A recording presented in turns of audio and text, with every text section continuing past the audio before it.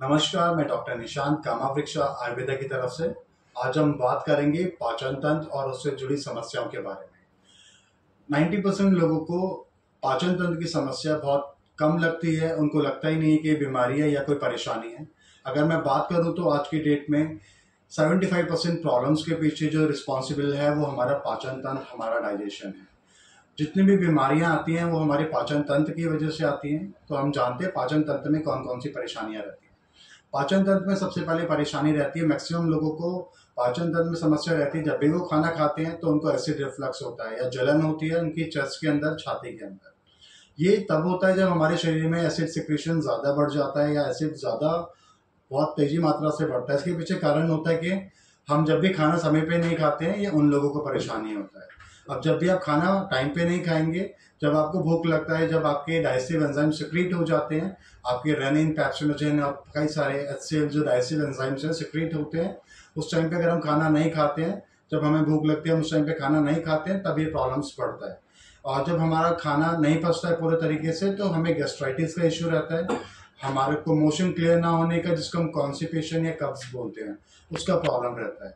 और जब हमारा पेट पूरी तरीके से साफ नहीं होता है तो जो टॉक्सिन्स है हमारे स्किन के अंदर, हमारे ब्लड के अंदर बढ़ते हैं। और लगातार पेट साफ ना होने की वजह से बहुत सारी बीमारियां जैसे कि बवासीर, फिशर, फिस्टुला, ये सारी बीमारियां होने के चांसेस बढ़ जाते हैं।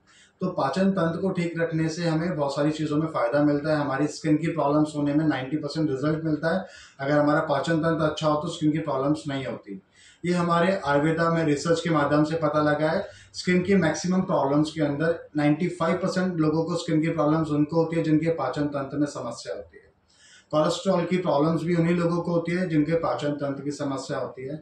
और आप देखा गया कि डायबिटीज़ भी उन्हीं लोगों को होती है जो अपने मील को स्किप करते हैं, अपने खाने को टाइम पे नहीं लेते हैं, या बहुत लंबे समय से पाचन तंत्र की समस्या चल रही होती है, जिसकी वजह से उनके पैंक्रियाज के जो बीटा सेल्स होते हैं प्रॉपर इंसुलिन सिक्रेट नहीं कर पाते हैं, क्योंकि उनका लाइफस्टाइल इसलिए खराब हो रहा है क्योंकि वो मील को टाइम पे नहीं ले पा रहे हैं। तो इस वजह से हमारी एक प्रॉब्लम से 50 प्रॉब्लम जो जनरेट होती है उसमें सबसे मुख्य भूमिका जो निभा रहा है वो हमारा पाचन तंत्र होता है। तो अपने पाचन तंत्र के लिए हमें सबसे ज़्यादा ज़रूरी है कि अपनी चीज़ों को ऑब्जर्व करना बहुत आवश्यक है। टाइम पे खाना खाएं, जब भी आपको भूख लगे, सबसे उत्तम समय है खाना खाने का जब आपको भूख लगे, आप तब खाना खाएं। और अपने मोशन को क्लियर करने के लिए फाइबर डाइट को ऐड ऑन करके रखें।